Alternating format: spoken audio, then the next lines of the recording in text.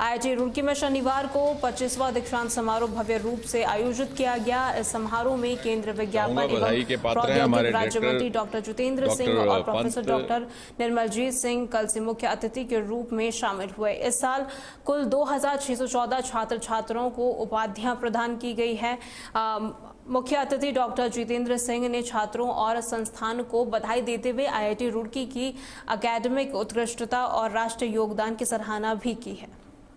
मैं चाहूँगा बधाई के पात्र हैं हमारे डायरेक्टर डॉक्टर पंत, हमारे बोर्ड के चेयरमैन डॉक्टर रेड्डी, वो भी यहाँ आए हुए हैं, हमारे डॉक्टर कलसी डिप्टी डायरेक्टर।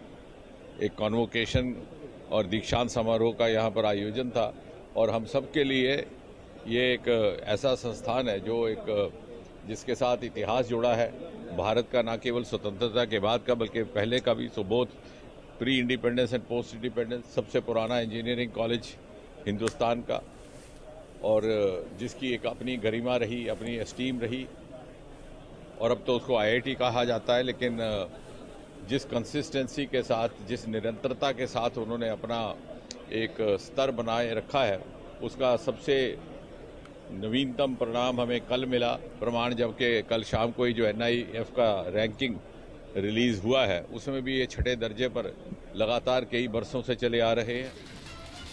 उत्तराखंड में कांग्रेस पार्टी संगठन को मजबूत करने के लिए जुट गई है। इसी को लेकर जिले भर में जिलाध्यक्ष के चयन को लेकर तैयारियां शुरू कर दी गई है। बता दें, मंगलौर में कांग्रेस कार्यकर्ताओं की बैठक हुई जिसमें प्रखंड के सभी वरिष्ठ कार्यकर्ताओं एक साथ मौजूद रहे और साथ ही जिलाध्यक्ष के चयन पर राय ली गई। बैठक में मौजूदा कांग्रेस राष्ट्रीय सचिव और मंगलौर विधायक काजी निजामुद्दीन और पर्यवेक्षक राजेश तिवारी ने बताया कि संगठन को मजबूत करने के लिए ये रायशुमारी पूरे देश में चल रही है। उन्होंने कहा कि कांग्रेस पार्टी ने तय किया है कि जिलाध्यक्ष का चयन दूर दराज के ग्रामीण क्षेत्रों के कार्यकर्ताओं से भी विचार विमर्श के बाद किया जाएगा। राष्ट्रीय स्तर पर संगठन सृजन कार्यक्रम कांग्रेस पार्टी में चल रहा है, जिसमें कि कांग्रेस पार्टी अपने संगठन को दोबारा से पूरे देश के सभी जिले, सभी ब्लॉक, सभी मंडल दोबारा बना रही है। और यहाँ आज राजेश तिवारी जी जो राष्ट्रीय सचिव है कांग्रेस पार्टी में, सबसे प्रमुख उद्देश्य ये है कि एक ऐसा जो लीडरशिप जिले में तैयार किया जाए, कार्यकर्ताओं से बातचीत करके, सामाजिक संस्थाओं के लोगों से बात करके, पत्रकार साथियों से बात करके, कि किस प्रकार की लीडरशिप कांग्रेस पार्टी में होनी चाहिए जो जमीनी स्तर पे जुड़ा हो, जनता के मुद्दों को लेकर जो आंदोलन कर सके, संघर्ष कर सके। ऐसे लोगों के नाम के चयन करने के लिए आज हम लोग का यहाँ पे आना हुआ है और कार्यकर्ताओं से रायशुमारी करके हम 6 नाम जो है हाईकमान के साथ। रुड़की के लक्सर क्षेत्र में इन दिनों आवारा कुत्तों का आतंक बढ़ गया है, जिससे लोग दहशत में हैं। बता दें, खानपुर के दलावाला गांव में कुत्तों ने 15 लोगों को अपना शिकार बनाया, जिसमें 2 बच्चे भी शामिल हैं। इस घटना के बाद 10 लोग एक साथ रैबिस से बचने के लिए सामुदायिक स्वास्थ्य केंद्र में वैक्सीन लगवाने पहुंचे। स्थानीय लोग इस समस्या से इतने परेशान है कि अब वे अपने घरों से बाहर निकलने से भी डर रहे हैं। और मैं जंगल में लैट्रिन होने के लिए जा रहा था, तो मैं उधर से आ रहा था सड़क पे, इधर से कुत्ता जा रहा था, कुत्ते ने काटा तो मैं घर पे गया। घर पे जाके इंजेक्शन लगवाया, फिर कहने के ब्लॉक जाओ, ब्लॉक जाके अपना इलाज कराओ। तो मैं यहाँ इलाज कराने के लिए आया हूँ। गवर्नमेंट जितनी भेज रही है बहुत अच्छी मात्रा में भेज रही है, लेकिन ये जो मामले हैं बढ़ते जा रहे हैं डॉग बाइट के, जो कि इसमें जो डॉग लवर्स हैं या जो जिनके अपने पालतू डॉग हैं, उन्हें कम से कम एटलीस्ट वो खुद वैक्सीनेशन कराएं। तो अगर मान लीजिए काट भी लेते हैं किसी व्यक्ति को, तो उसे अगर डोज नहीं मिल पा रही तो सुरक्षित रहे। मेरा कहना इतना है। और आवारा कुत्तों पे थोड़ा सा गवर्नमेंट को भी संज्ञान लेना पड़ेगा। हरिद्वार में एक निजी अस्पताल में भर्ती मरीज की मौत के बाद परिजनों और कर्मचारियों ने डॉक्टर के घर के बाहर जमकर विरोध प्रदर्शन किया। जानकारी के अनुसार मृतक का 2 सप्ताह पहले एक सड़क हादसे में पैर फ्रैक्चर हो गया था, जिसके बाद सिटी हॉस्पिटल में कार्यरत एक डॉक्टर ने कम पैसों में इलाज कराने का वादा किया और अपने निजी क्लिनिक में भर्ती करा दिया।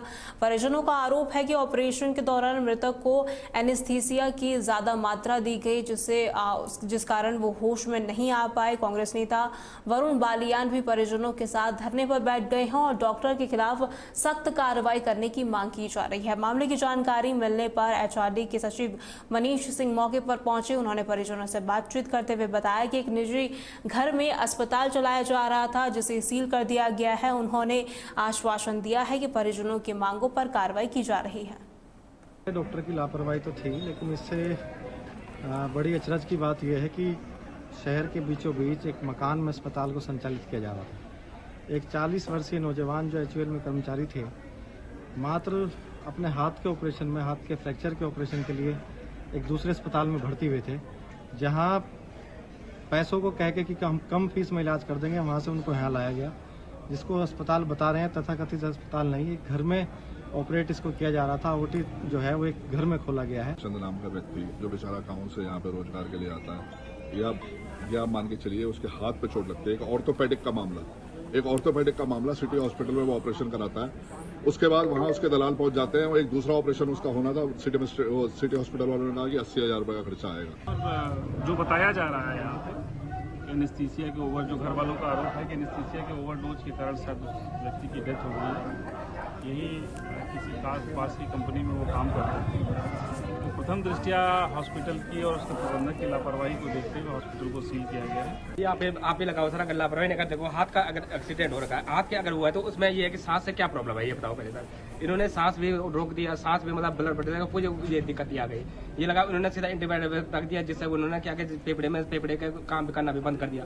और यही जबकि सब कुछ यही हो गया था, डेथ भी यही हो चुका है। इन्होंने हमें खाली आश्वासन दिया कि भाई हाँ आगे जाके हम इसको ठीक करवा देंगे, और इन्होंने यहाँ से था कि हम यहाँ से छूट जाए, और इन्होंने यहाँ से लेके बाहर लेके गए, और यहाँ से इन्होंने अपने आप ये उसमें बंगाली जो हॉस्पिटल है अपने आप वहाँ एडमिट करवाई, और इनके साथ कोई सांसद भी आए। उन दोनों ने पता नहीं इनकी क्या बात हुई है। मैं ये चाहता हूँ सर, अगर सबसे अगर पहले न्याय सर, मैं ये चाहता हूँ कि मुझे पहले सबसे पहले न्याय मिलना चाहिए सर, कि देखो आज मेरे साथ हुआ, कल किसी के साथ भी हो सकता है। डॉक्टर की जम्मू कश्मीर के श्रीनगर में हजरत बल दरगाह के बाहर एक शिला पटल पर लगे अशोक चिन्ह को तोड़े जाने की घटना पर पूरे देश में आक्रोश है। वहीं हरिद्वार में भी साधु संतों और आम लोगों ने इसकी कड़ी निंदा की है। कांग्रेस के प्रदेश प्रवक्ता हिमांशु ने इस घटना की निंदा करते हुए कहा कि देश से बढ़कर कोई धर्म नहीं होता। उन्होंने कहा कि देश की शान अशोक चिन्ह है और श्रीनगर में जिस तरह से इसे तोड़ा गया वो बेहद ही निंदनीय है। उन्होंने सरकार से ऐसे लोगों के खिलाफ सख्त कार्रवाई करने की मांग की है। हुआ है कि अनुच्छेद 14, 19 और 21, जिसे हम स्वर्णिम त्रिभुज बोलते हैं अपने संविधान का, कि आप अपनी धार्मिक स्वतंत्रता के लिए पूर्णतः स्वतंत्र हैं, पर धर्म से ऊपर हमारा देश है। और अशोक की मूर्ति को या अशोक की लाट को क्षतिग्रस्त करना सिर्फ और सिर्फ चरमपंथियों का, अतिवादी सोच रखने वालों का, कट्टरपंथियों की अपनी निजी सोच है। ये किसी धर्म विशेष की सोच कभी भी नहीं हो सकती, क्योंकि हम धर्म निरपेक्ष और पंथ निरपेक्ष। ये बहुत गलत है और ये सरासर अधर्म है, अधर्मी है। अधर्मी लोग हैं तो वो अधर्म ही करेंगे। उनसे हम उपेक्षा, हिंदू धर्म या सनातनी जो भी हैं वो उनसे ये उपेक्षा ना करें कि कोई भी दहशतगर्द, वो वहाँ के हों, यहाँ के हों, कहीं के भी हों, उनसे ये उम्मीद नहीं की जा सकती कि वो बनाएंगे। मूर्ति पूजा उनके यहाँ निषेध है तो भाई तुम मत करो, हम तुमको कहे थोड़ी रहे पूजा करने के लिए। श्रीनगर में जो घटना एक समुदाय के द्वारा की गई है, के निवासियों के द्वारा, ये बहुत ही शर्मनाक है हमारे देश के लिए। आप ये बात समझिए कि हमारे जो हिंदुस्तान हमारा देश है, ये सर्वधर्म समभाव वाला देश है। यहाँ पे हिंदू, मुस्लिम, सिख, ईसाई, पारसी सबको समान भाव से देखा जाता है और सबके अधिकार समान है।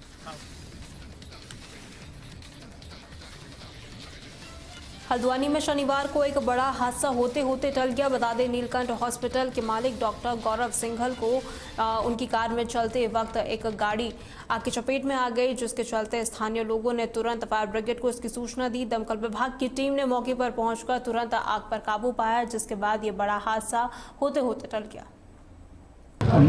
हमको सूचना मिली थी कि गाड़ी में स्मेल आ रही है और आग लगने की संभावना है, और हमने तत्काल जो है अपनी फायर सर्विस को वहाँ से मूव करा के देखा तो आग ने गाड़ी को पूरी तरह से अपने चपेट में ले रखा है, और तत्काल आके जो है इस पे हमने आग बुझाई। आग बुझा के जो है, क्षति तो किसी को नहीं हुई है, अकेले डॉक्टर साहब से तो शॉर्ट सर्किट से आग लगना प्रतीत हो रहा।